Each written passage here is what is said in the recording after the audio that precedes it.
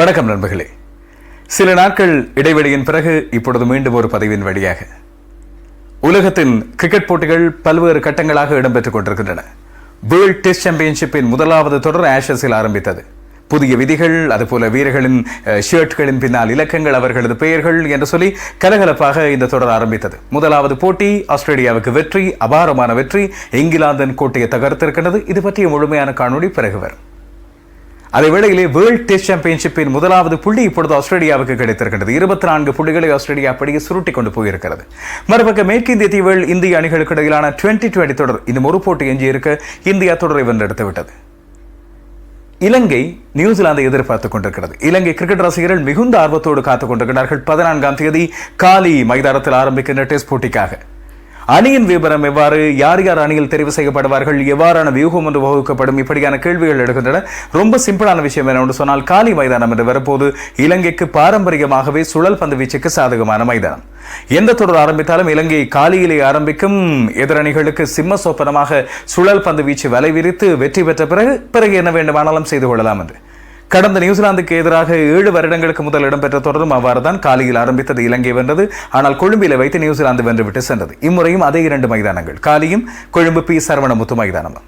ஆனால் 2020 போட்டிகள் மூன்றுமே இப்பொழுது கண்டி பள்ளிக்கலைக்கு மாற்றப்பட்டிருப்பது கண்டி பக்கம் உள்ள ரசிகர்களுக்கு சந்தோஷமாக இருந்தால் கொழும்பு ரசிகர்களுக்கு மிகுந்த கவலை. பங்களாதேஷ் விளையாடிய போட்டிகள் எல்லாம் இங்கே பார்த்துவிட்டு நியூசிலாந்து அணி உலகத்தின் மிகச்சிறந்த அணிகளில் ஒன்று, இம்முறை இறுதிப் போட்டி வரை முன்னேறிய அணி, அந்த அணியை கொழும்பிலே பார்க்கவில்லை என்றால் எப்படி என்று பல பேர் கவலைப்படுவது தெரிகிறது. என்ன செய்வது, மாற்றப்பட்டு விட்டது. ஆனால் டிக்கெட்டுகள் இப்பொழுது விற்பனையாகி இருக்கின்றன. கம்யூனிட்டி பக்கத்தில் நீங்கள் போய் பார்த்தால் அதற்கான லிங்கை நான் கொடுத்திருக்கிறேன். நீங்கள் சென்று உங்களது டிக்கெட்டுகளை இப்பொழுதே முந்திக் கொண்டு பெற்றுக் கொள்ளுங்கள். டெஸ்ட் போட்டிகளுக்கு செல்வதும் ஒரு சுகமான அனுபவம். நானும் 2 டெஸ்ட் போட்டிகளில் முடியுமான வரை சில நாட்கள் சென்று பார்க்கலாம் என்று முடிவு எடுத்திருக்கிறேன். உங்களுக்கான விவரங்களை தொடர்ந்து தருவேன். இலங்கை டெஸ்ட் குழாம் எப்போது அறிவிக்கப்படும், எவ்வாறு அறிவிக்கப்படும் என்று உங்களில் பல பேர் கேட்டிருந்தீர்கள். அநேகமாக இந்த வெள்ளிக்கிழமை இலங்கையின் முன்னோடி வட்ட டெஸ்ட் குழாம் அறிவிக்கப்படும் என்று சொல்லப்படுகின்றது. இப்பொழுது வீரர்கள் தங்களுக்கான பயிற்சிகளில் ஈடுபட்டு வருகின்றார்கள். எல்லா வீரர்களும் திடகாத்திரமாக உபாதைகள் இல்லாமல் இருப்பதாக அறியப்படுகிறது. முக்கியமாக லசித் எம்புல்தனிய தயாராகிவிட்டார். இளம் வீரர்கள், இலங்கையின் எதிர்காலத்துக்கான வீரர்கள், அண்மை காலத்தில் இலங்கை ஏ அணியில் இடம் பிடித்தவர்கள், மாகாண மட்ட போட்டிகளில் விளையாடியோர், அதுபோல அவர்கள் யார் யார் அணிகளில் வரக்கூடிய தயார் நிலையில் இருக்கின்றார்கள், அதுபோல எமர்ஜிங் அணியில் தென்னாப்பிரிக்காவுக்கு சென்று வெற்றி வாகை சூடிய வீரர்களை பற்றி ஒரு தொகுப்பு தருவதாக சொல்லியிருந்தேன். அந்த தொகுப்பு தான் இன்று உங்களுக்கு காத்திருக்கிறது. அதற்கிடையில் ஒரு சில நண்பர்கள் சில வீரர்களை பற்றி கேட்டிருந்தீர்கள். அஜந்த மெண்டிஸை பற்றி தொடர்ந்து ஒரு சில நண்பர்கள் கேட்டுக்கொண்டே இருந்தீர்கள். அஜந்த மெண்டிஸை அண்மையில் நான் சந்தித்தேன். அவர் இப்பொழுது வழமையாக முன்பு ராணுவ கழகத்துக்கு ஆடியவர், இப்பொழுது போலீஸ் கழகத்துக்கு ஆடி வருகின்றார். அது பற்றிய சிறு குறிப்பு ஒன்றை நான் நாளைக்கு உங்களுக்காக கம்யூனிட்டி பக்கத்தில் தருகிறேன், மறக்காமல் பார்த்துக் கொள்ளுங்கள். இது முதலாவது.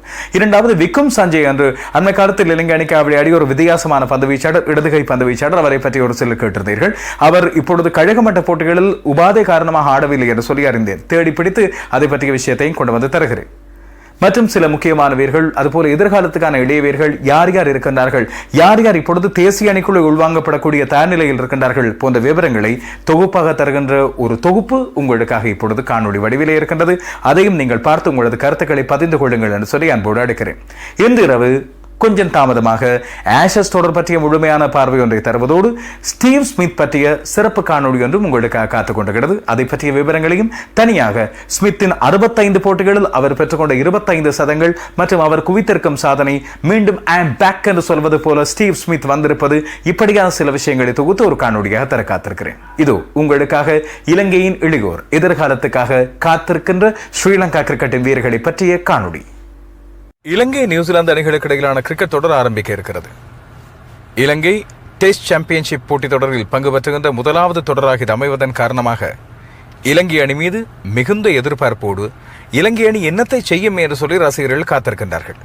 குறிப்பாக தென்னாப்பிரிக்க அணியைத்தான் இலங்கை இறுதியாக டெஸ்ட் தொடர் ஒன்றில் சந்தித்தது. பெரிய நம்பிக்கை இல்லாமல், முக்கியமான நட்சத்திரங்கள் இல்லாமல், திமுத் கருணாரத்ன ஒரு பிரதிகீட்டு தலைவராக, இடைக்கால தலைவராக நியமிக்கப்பட்ட நிலையில் இலங்கை அணி அந்த தொடரில் விளையாடி இருந்தது. 2 போட்டிகளையும் இலங்கை அணி தோற்றுவிடும் என்ற நினைப்போடு இலங்கை ரசிகர்கள் பார்க்க ஆரம்பித்த அந்த தொடரில் இலங்கை அணி சரித்திரபூர்வமான 2-0 என்ற வெற்றியை பெற்றுக் கொண்டது. அதற்கு பிறகுதான் திமுத் கருணாரத்ன இலங்கை அணியின் ஒருநாள் தலைவராகவும் உலக கிண்ண தொடரை பொறுப்பேற்றுக் கொண்டதெல்லாம் வரலாறு.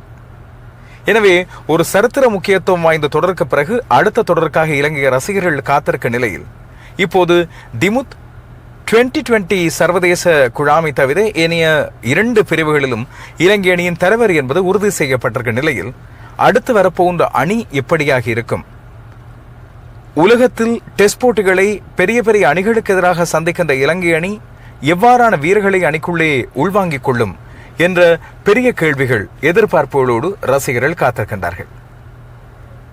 சில நாட்களுக்கு முதல் இல்லாவிட்டால் சில வாரங்களுக்கு முதல் இலங்கையின் இளைய வீரர்கள் காட்டிய பெறுபவர்களை பற்றி பட்டியலிடுவதாக சொல்லியிருந்தேன். 2 முக்கியமான தொடர்கள் அண்மை காலத்தில் இடம்பெற்றன. ஒன்று, இந்தியாவுக்கு இலங்கையின் ஏ அணி பயணித்திருந்தது. டெஸ்ட் போட்டிகளிலும் ஒருநாள் போட்டிகளிலும் ஆடியிருந்தது. உத்தியோகப்பட்ட போட்டிகள் தான் அவை. அதுபோல இலங்கையின் இளையோர் அணி, இலங்கையின் எமர்ஜிங் அணி என்று சொல்லப்படுகின்ற வளரும் இலங்கையின் வீரர்களை கொண்ட அணியானது தென்னாப்பிரிக்காவுக்கு விஜயம் செய்திருந்தது. அங்கே முக்கோண தொடர் ஒன்றும் 2 உத்தியோகப்பட்ட டெஸ்ட் போட்டிகளிலும் விளையாடியிருந்தது. இந்த போட்டிகளில் பிரகாசித்த வீரர்கள் இலங்கையின் எதிர்கால அணிகளுக்கு உள்வாங்கப்படக்கூடியவர்கள் என்பது உறுதி. குறிப்பாக என்னுடைய கணிப்பின்படி இதில் ஒரு சில முக்கியமான வீரர்களை தொட்டுக்காட்ட விரும்புகிறேன். எதிர்கால இலங்கை அணியில் சகலவிதமான ஃபார்மட்டிலும் இடம்பெறக்கூடிய வாய்ப்பு அவர்களுக்கு இருக்கின்றது. அதுபோல உலகக்கிண அணியில் இடம்பெறாத இலங்கை வீரர்கள் பல பேருக்கு இந்த தொடர்களில் வாய்ப்பு வழங்கப்பட்டது. அவர்கள் தங்களை நிரூபித்து பங்களாதேஷுக்கு எதிரான இலங்கையின் தொடரில் இலங்கை அணியில் விளையாடுவதற்கான வாய்ப்பை ஏற்படுத்திக் கொண்டார்கள்.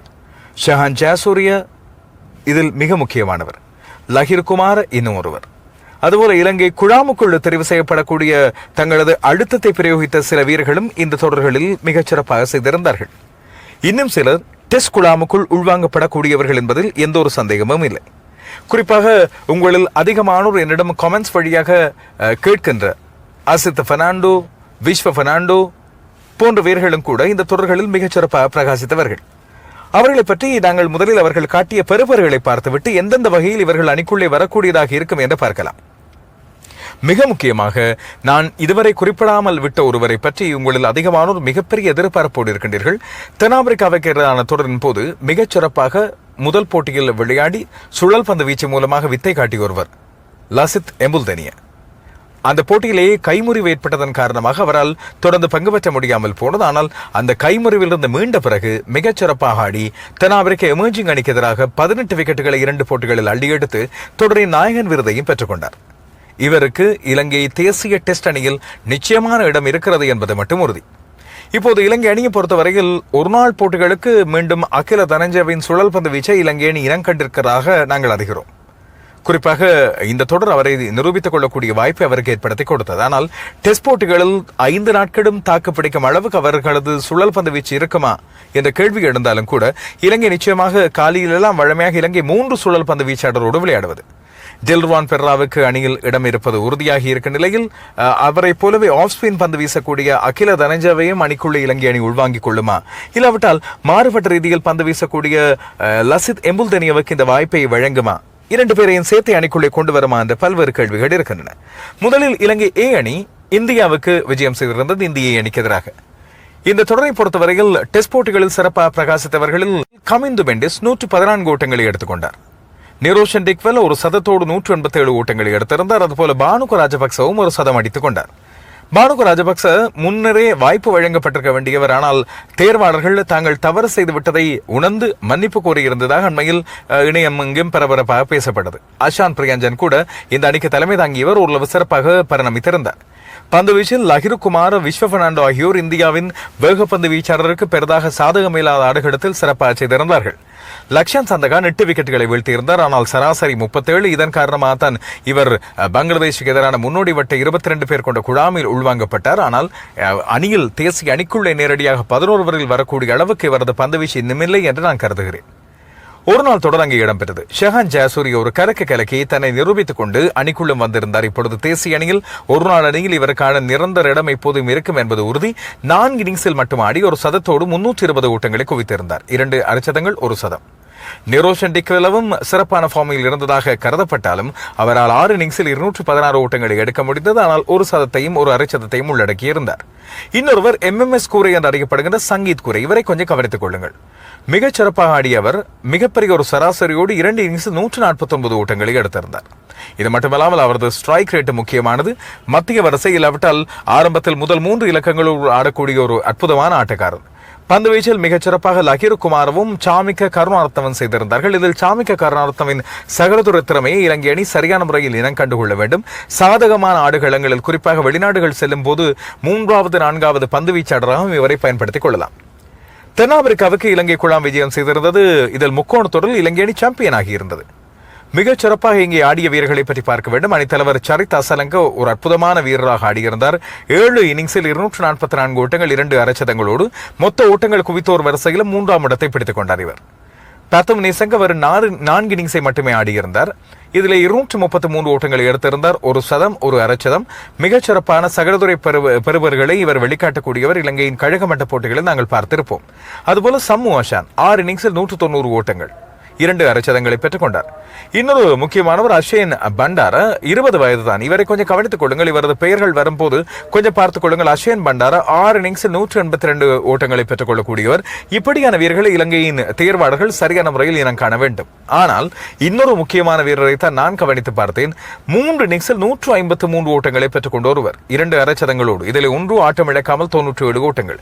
ரமேஷ் மெண்டிஸ் என்ற வீரர் மிக சிறு வயது, 24 வயது தான் இவருக்கு. மிகச் சிறப்பாக உள்ளூர் போட்டிகளில் ஆடி வருகின்றார்.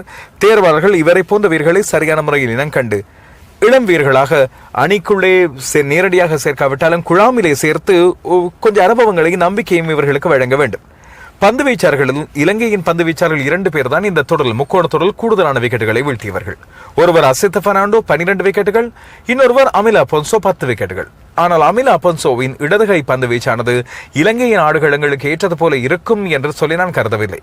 அவரிடம் அதிகமான சுழற்சி கோணங்களோ இல்லாவிட்டால் அதிகமான வேரியேஷனோ இல்லை. ஒரே மாதிரியான பந்துகளை வீசுகின்றார்.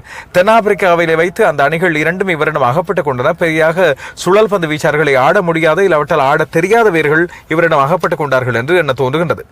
சாமிக்க கருணாரத்னவும் மதுஷங்கவும் தலா 9 விக்கெட்டுகளை எடுத்திருந்தார்கள். மதுஷங்கவின் சகலதுறை திறமைகள் துடுப்பாட்டத்தில் பெரிதாக வெளிப்படாவிட்டாலும் பந்து வீச்சில் சிறப்பாக செய்திருந்தார். அதற்கு பிறகு வந்தன டெஸ்ட் தொடர். 2 போட்டிகள். ஒன்றில் இலங்கை அணி தோற்று போனது. 2வது போட்டியில் வெற்றி தோல்வியற்ற முடிவை பெற்றுக் கொண்டது. லாசித் எம்புல்தனிய 445 ஓட்டங்களுக்கு 18 விக்கெட்டுகளை அள்ளி எடுத்திருந்தார். இவருக்கு அடுத்தபடியாக இந்த தொடரில் 2 அணிகள் சார்பாகவும் கூடுதலான விக்கெட்டுகளை எடுத்துக்கொண்ட ஜான்சன் தென்னாப்பிரிக்க பந்து வீச்சாளர் 9 விக்கெட்டுகள். அசித்த பெர்னாண்டோ 5 விக்கெட்டுகள்.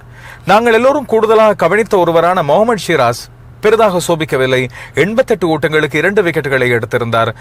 அவ்வளவு பெரிதாக இவரது பந்து வீச்சு 2 போட்டிகளிலும் பெரிதாக சோபிக்கவில்லை. ஒரு போட்டியில் 49 ஓட்டங்களை எடுத்து கொஞ்சம் துடுப்பாட்டத்தில் போராடி இருந்தார். துடுப்பாட்டத்தை பொறுத்தவரையில் பிரமோத் மதுஷங்க என்ற வீரர் மிகச் சிறப்பாக ஆடி 111 ஓட்டங்களை எடுத்திருந்தார் ஒரே போட்டியில். மினோத் பானுக்கு 24 வயதான எஸ்எஸ்சி அணிக்காக ஆடுகின்ற இடதுகை துடுப்பாட்ட வீரர் விக்கெட் காப்பாளர். கவனித்துக் கொள்ளுங்கள். அடுத்த வருங்காலத்தில் இலங்கை அணியின் முக்கியமான விக்கெட் காப்பு போட்டியாக இவரும் அமையக்கூடும். ஆனால் இப்பொழுது இலங்கை தேசிய அணியில் நிறைய விக்கெட் காப்பாளர்கள் இடம்பெற்றிருக்கின்றார்கள். அணியிலே இப்பொழுது இடம்பெறாத டெஸ்ட் குழாமில் இடம்பெறுவாரா என்று கேள்வி எழுப்பியிருக்கின்ற தினேஷ் சந்திமால், குசல் ஜனிபெர்ரா மிகச் சிறப்பான விக்கெட் காப்பாளர், நிரோஷன் டிக்வல இருக்கின்றார். குசல் மெண்டிசன் தேவையான பொது விக்கெட் காப்பில் ஈடுபடக்கூடியவர்கள். எனவே வினோத் பானுக்கு கடுமையாக போராட வேண்டியிருக்கும். இல்லாவிட்டால் இன்னும் கொஞ்சம் காத்துக் கொண்டிருக்க வேண்டியிருக்கும். இதுபோல உள்ளூர் வட்ட போட்டிகளில் மிகச் சிறப்பாக பிரகாசிக்கின்ற அவர்கள் தமிழ் பேசும் வீரர்களை கவனிக்க வேண்டும் என்று சொல்லி நானும் காத்துக் கொண்டிருந்தேன். சில வீரர்களை குறித்து வைத்துக் கொண்டேன். உங்களில் பல பேர் கேட்டிருந்தது ஒருவர் ஷிராஸ், அவர் பெரிதாக சோபிக்கவில்லை. கிடைக்கும் வாய்ப்புகள் இன்னும் கொஞ்சம் பயன்படுத்திக் கொள்ள வேண்டும். இன்னொருவர் முகமது டில்ஷாட் 27 வயது நிரம்பியொருவர். இப்பொழுது லாங்லி என்ற அணிக்காக இங்கிலாந்தின் கழகமட்ட போட்டிகளில் ஆடி வருகின்றார். 27 வயது நிரம்பிய இடதுகை பந்து வீச்சாளர். மிகச் சிறப்பாக பந்து வீசி அண்மையில் ஓராண்டுக்கு முதல் இலங்கையின் உள்ளூர் போட்டி ஒன்றில் மிகச் சிறப்பாக இவரது யாக்கர் பந்து வீச்சில் விக்கெட்டுகளை வீழ்த்தப்பட்டதை நாங்கள் பார்த்திருந்தோம். அக்குரணையைச் சேர்ந்த ஒருவர். இப்போது இங்கிலாந்தின் கழகமட்ட போட்டிகள், அதாவது நேரடியாக நீங்கள் பெரிய கழகங்களில் தேடாதீர்கள், லீக் போட்டிகள் என்று சொல்லப்படுகின்ற கழக மட்டத்தின் பல்வேறு பிரிவுகளில் இருக்கின்ற ஒரு பிரிவில் ஆடி வருகின்றார். இதுவரைக்கும் 32 முதல் தர போட்டிகளில் 80 விக்கெட்டுகள். சரசன்ஸ் அணிக்காக ஆடக்கூடிய ஒருவர். நல்ல வேகம் என்றும் பார்த்தோம். ஆனால் கன்சிஸ்டன்சி என்று சொல்லப்படுகின்ற தொடர்ச்சியாக விக்கெட்டுகளை எடுக்கின்ற ஆற்றலை இவர் கொஞ்சம் கழகமட்ட போட்டிகளில் இன்னும் கொஞ்சம் காண்பிக்கலாம் என்று நான் கருதுகிறேன். இங்கிலாந்தின் லீக் போட்டிகளில் ஆடுகின்ற இந்த போட்டிகளை தேர்வாளர்கள் கவனித்துக் கொள்வார்கள் என்று நம்பி இருக்கலாம். இன்னொருவரை கவனித்துக் கொள்ளுங்கள். முன்பு கல்கிசை சென்ட் தாமஸ் கல்லூரி அணிக்காக ஆடிய மதுஷன் ரவிச்சந்திரகுமார், ஒரு இடதுகை சுழல் பந்து வீச்சாளர். என்னுடைய வானொலி நிகழ்ச்சியில் இவரை பற்றி அதிகம் சொல்லியிருக்கிறேன். 10 முதல் தர போட்டிகளில் தான் ஆடியிருக்கிறார். இறுதியாக இவர் விளையாடிய முதல் தர போட்டியில் பாருங்கள், துடுப்பாட்டத்தில் 61 ஓட்டங்களையும் பந்து வீச்சில் 76 ஓட்டங்களுக்கு 6 விக்கெட்டுகளையும் வீழ்த்தியிருந்தார். ஓரளவு அடித்தாடக்கூடிய ஒரு வீரர், கடைசி நேரத்தில் வேகமாக ஓட்டங்களை பெறக்கூடிய ஒருவர். இப்பொழுது ப்ளூம்ஃபீல்ட் அணிக்காக ஆடி வருகின்றார். இவரை தேர்வாளர்கள் தொடர்ந்து கவனித்துக் கொள்வார்கள் என்று சொல்லி நாங்கள் நம்பி இருக்கலாம். அதுபோல இலங்கையின் உள்ளூர் மட்ட போட்டிகளில் இப்போது ஓரளவு சிறப்பாக செய்து வருகின்ற சில வீரர்கள், அவர்களுக்கு 19 வயதுக்குட்பட்ட வீரர்களுக்கான வாய்ப்புகள் தொடர்ந்து வழங்கப்படும் என்று சொல்லி நாங்கள் நம்பி இருக்கிறோம். ஒருவர் விஜயகாந்த் வியாஸ்காந்த், மத்திய கல்லூரி வீரர். அதுபோல முகமது ஷமாஸ், துடுப்பாட்ட வீரர் ஜாகிரா கல்லூரியைச் சேர்ந்தவர். இன்னொருவர் தினோஷன் என்று யாழ்ப்பாணம் மத்திய கல்லூரி வீரர். அண்மையில் நடந்து முடிந்த மாகாண அணிகளுக்கு இடையிலான 19 வயதுக்கு உட்பட்டோருக்கான போட்டிகளில் இவர்களுக்கு சரியான வாய்ப்புகள், ஷமாஸுக்கு ஒரு வாய்ப்பு கிடைத்தது, 79 ஓட்டங்களையும் எடுத்திருந்தார். ஆனால் தொடர்ந்தும் இவர்களுக்கான வாய்ப்புகள் கழக மட்ட போட்டிகளில் வர வேண்டும். அதுபோல அந்தந்த மாவட்டங்களும் தங்கள் வீரர்களை சரியான முறையில் அழுத்தங்களை பிரயோகித்து பெரிய கழகங்களுக்கு அனுப்புவதையும், இல்லாவிட்டால் தங்கள் கழக மட்ட போட்டிகளில் இவர்கள் பரிணமிக்கின்றார்கள் என்பதை உறுதிப்படுத்துவதையும் கவனித்துக் கொள்ள வேண்டும். கனடாவில் இடம்பெற்று வருகின்ற குளோபல் T20 தொடர். இலங்கையிலே பங்களாதேஷ் அணிக்கு எதிரான ஒருநாள் தொடர் இடம்பெற்ற காரணத்தால் இலங்கையின் வீரர்கள் பல பேர் அங்கே பயணிக்கவில்லை. ஆனால் பங்களாதேஷ் தொடர் முடிவடைந்த பிறகு இலங்கையின் 3 வீரர்கள் இப்போதைக்கு அங்கே விளையாட ஆரம்பித்திருக்கிறார்கள். நிரோஷன் டிக்வெல்ல, திசர பெர்ரா, அதுபோல தினேஷ் சந்திமால். இதிலே தினேஷ் சந்திமால் பங்கு பற்றிய போட்டிகளில் பெரிதாக பிரகாசிக்கவில்லை. திசர பெர்ரா ஒரே ஒரு போட்டியில் இதுவரைக்கும் ஆடியிருக்கிறார். அந்த போட்டியில் அவருக்கு விக்கெட்டுகள் கிடைக்கவில்லை. அதுபோல துடுப்பாட்டத்திலும் 13 ஓட்டங்களை மாத்திரமே எடுத்திருந்தார். இதிலே டிக்வெல்ல, திசர பெர்ரா, இசுரு உதான இந்த 3 பேரும் மான்ட்ரியால் டைகர்ஸ் அணியில் இடம்பெற்றிருந்தார்கள். தினேஷ் சந்திமால் இறுதி நேரத்தில் இந்த 3 பேரும் பங்களாதேஷ் தொடர்காக இலங்கையில் தங்கிய காரணத்தால் அந்த குழாமில் இடம்பெறாத தினேஷ் சந்திமால் இவர்களுக்கு பதிலாக அழைக்கப்பட்டார். அந்த அணிக்கு ஜார்ஜ் பெய்லி தலைமை தாங்குகிறார். பெரிதாக பிரகாசிக்கவில்லை. இனி வரும் போட்டிகளில் இவர்கள் செய்து காட்டுவார்கள் என்று பார்க்கலாம். இசுரு உதான இன்னமும் அங்கு பயணிக்கவில்லை என்று அறிகிறேன். இன்னும் 2 இலங்கையைச் சேர்ந்த, இலங்கையோடு தொடர்பட்ட 2 வீரர்கள் அங்கே கனடாவில் ஆடி வருகின்றார்கள். ஒருவர் ரொமேஷ் எராங்க என்று சொல்லப்படுகின்ற வீரர் வினிபெக் ஹோஸ்ட் அணிக்காக ஆடி வருகின்றார். கனடா அணிக்காக சில லிஸ்டே போட்டிகளில் ஆடி வந்த ஒருவர் 34 வயது இவருக்கு. இலங்கையின் BRC அணியில் முன்பு ஆடிய ஒரு வேகப்பந்து வீச்சாளர். இந்த வேகப்பந்து வீச்சாளர் கனடா அணிக்குள், தேசிய அணிக்குள் நுழைவதிலும் இப்பொழுது ஈடுபாடு காட்டி வருகின்றார். இன்னும் கனடா தேசிய அணிக்காக சர்வதேச போட்டிகளில் ஆடாவிட்டாலும் அமெரிக்க அணிக்கு எதிரான சில போட்டிகளில் ஆடுகிறார். அவற்றுக்கு உத்தியோகபூர்வ அந்தஸ்து வழங்கப்படவில்லை. இன்னொரு ருவிந்து குணசேகர் இதுவரைக்கும் 67.2 என்ற சராசரியில் சர்வதேச ஒருநாள் போட்டிகளில் ஓட்டங்களை குவித்திருக்கும் ஒரு வீரர். கனடாவின் முக்கியமான துடுப்பாட்ட வீரர் என்று சொல்லி இவரை குறிப்பிடலாம். இடதுகை துடுப்பாட்ட வீரர். மான்ட்ரியால் டைகர்ஸ் அணிக்காக சந்திமால், திசர பெர்ரா ஆகியோரோடு கடந்த போட்டியில் ஆடியிருந்தார். இவர்களை கொஞ்சம் கவனித்துக் கொள்ளுங்கள். எதிர்காலத்தில் இலங்கையின் பெயர் சொல்லக்கூடிய வீரர்களாக கனடாவில் ஆடக்கூடிய வீரர்களாக இருப்பார்கள். இன்னும் பல இலங்கை வீரர்களும் ஏனைய நாட்டு அணிகளில் இப்பொழுது ஆடக்கூடிய வாய்ப்பு இருக்கின்ற நிலையில் நாங்களும் இலங்கை தேசிய அணியிலும் இப்படியான வீரர்களை இனங்கண்டு அவர்களுக்கான சரியான இடங்களை வழங்குவதற்கான வாய்ப்புகளை எதிர்பார்த்திருக்கிறோம். உங்கள் பிரதேசங்களில் அவ்வாறு சிறப்பாக பிரகாசிக்கின்ற வீரர்கள் இல்லாவிட்டால் பாடசாலை மட்டங்களில் பிரகாசிக்கின்றார்கள், இவர்களுக்கு தேசிய மட்டத்தில் கழக அணிகளில் இடம்பெற வேண்டும், இவர்களுக்கான வாய்ப்புகளை உருவாக்க வேண்டும் என்று சொன்னால் தயவு செய்து அறிய தாருங்கள். என்னால் முடியுமானவரை இவர்களுக்கான வெளிச்சத்தை காட்டுவதிலும் இவர்களுக்கான தொடர்புகளை ஏற்படுத்துவதிலும் என்னை ஈடுபடுத்திக் கொள்ளலாம் என்று நம்பியிருக்கிறேன். இலங்கையின் இளைய வீரர்கள் எமர்ஜிங் அணி, அதுபோல இலங்கை A அணிகளில் ஆடிய சில வீரர்களை பற்றி குறிப்பிட்டு காட்டியிருந்தேன். இவர்களில் துடுப்பாட்ட வீரர்கள், பந்து வீச்சாளர்கள், இந்த பெயர்களை கொஞ்சம் கவனித்துக் கொள்ளுங்கள். இலங்கையின் டெஸ்ட் குழாமை சரியான முறையில் தெரிவு செய்யும் போது தென்னாப்பிரிக்காவிலே ஆடிய வீரர்கள், அதுபோல உலகக்கிண அணியில் இடம்பெறாத சில வீரர்களுக்கு மீண்டும் வாய்ப்புகள் கிட்டலாம். விஸ்வ பெர்னாண்டோ, அதுபோல மிகச்சிறப்பாக தென்னாப்பிரிக்காவிலே வைத்து துடுப்பாட்டத்தின் மூலமாக வென்று கொடுத்த ஓஷத பெர்னாண்டோ, இந்த 2 வீரர்களும் நிச்சயமாக இலங்கை டெஸ்ட் குழாமில் இடம்பெறக்கூடியவர்களாக இருக்கின்றார்கள். அதுபோல தென்னாப்பிரிக்காவிலே பிரகாசித்த வீரர்களை தவிர உலகக்கிண போட்டிகள் மூலமாகவும் ஒருநாள் தொடர்கள் மூலமாகவும் தங்களை நிரூபித்துக் கொண்ட வீரர்களுக்கும் தேர்வாளர்கள் டெஸ்ட் குழாமில் ஒரு வாய்ப்பை கொடுக்கலாம். இந்த A அணி எமர்ஜிங் அணிகளுக்கு ஆடிய வீரர்களும் நல்ல ஃபார்மில் இருப்பதன் காரணமாக இவர்களை பயிற்சி குழாமுக்குள்ளே உள்ளெடுத்து அங்கு அவர்களது திறமைகளின் அடிப்படையில் இலங்கையின் ஆடுகள தன்மைகளின் அடிப்படையில் அவர்களுக்கான வாய்ப்புகள் வழங்க வேண்டும். பாருங்கள், ஆஷஸில் இங்கிலாந்து, ஆஸ்திரேலியா ஆகிய அணிகள் செய்வது ஹோசஸ் ஃபார் தி கோசஸ் என்று சொல்வார்கள். அந்தந்த ஆடுகளங்கள் அந்தந்த தட்ப வெப்ப சூழ்நிலைகளுக்கு ஏற்ப, இலங்கையை பொறுத்தவரையில் தட்ப வெப்ப சூழ்நிலை எல்லாம் ஒரே மாதிரியாக இருக்கும். ஆனால் ஆடுகளங்களின் தன்மைக்கேற்ப சரியான வீரர்களை தேர்ந்தெடுத்து 11 உள்வாங்க செய்வதும் அதை நியூசிலாந்து அணிக்கு எதிராக சரியான முறையில் பயன்படுத்திக் கொள்வதும் முக்கியமானது. நியூசிலாந்து பாருங்கள், இலங்கைக்கு ஏற்றது போல, இலங்கையின் ஆடுகள தன்மைகளுக்கு ஏற்றது போல 4 சுழல் பந்து வீச்சாளர்களோடு வந்திருக்கிறது. அதை இலங்கையின் தேர்வாளர்களும் கவனித்துக் கொண்டு இலங்கையின் பலம் என்னவோ அந்த பலத்துக்கு ஏற்றது போல ஆடுவது இலங்கைக்கு வேர்ல்ட் டெஸ்ட் சாம்பியன்ஷிப்பில் சரியான அளவு புள்ளிகளை பெற்றுத் தருவதோடு இந்த தொடரையும் 2-0 என்று வெல்வதற்கான ஏதுக்களையும் ஏற்படுத்தும்.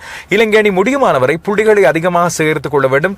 வெளிநாட்டு போட்டிகளில் இலங்கை அணி வெல்வது கடினம் என்று யோசிக்கின்ற எமக்கு இலங்கை உள்ளூர் மண்ணில் தன்னுடைய ஆதிக்கத்தை மிகச் சிறப்பாக வெளிக்காட்டி வெற்றிகளை பெற்றுக் கொள்ள வேண்டும் என்று சொல்லி நாங்களும் எதிர்பார்த்திருக்கிறோம். பார்க்கலாம். தேர்வாளர்களின் கையிலும் இலங்கையின் விளையாட்டு வீரர்களின் கையிலும் மிச்ச விடயங்கள் இருக்கின்றன. அதுபோல சந்திகா துர்சிங்க இலங்கையின் பயிற்றுவிப்பாளராக இருந்து விடைபெற்று செல்ல முதல் இந்த தொடரை தனக்கான அடுத்த அணிக்கு அவர் பயணிக்கும் போது இல்லாவற்றால் அடுத்த வாய்ப்பை அவர் எதிர்கொள்ளும் போது தனக்கான விசிட்டிங் கார்டாக பயன்படுத்திக் கொள்வார் என்று சொல்லி நாங்கள் நம்பி இருக்கிறோம்.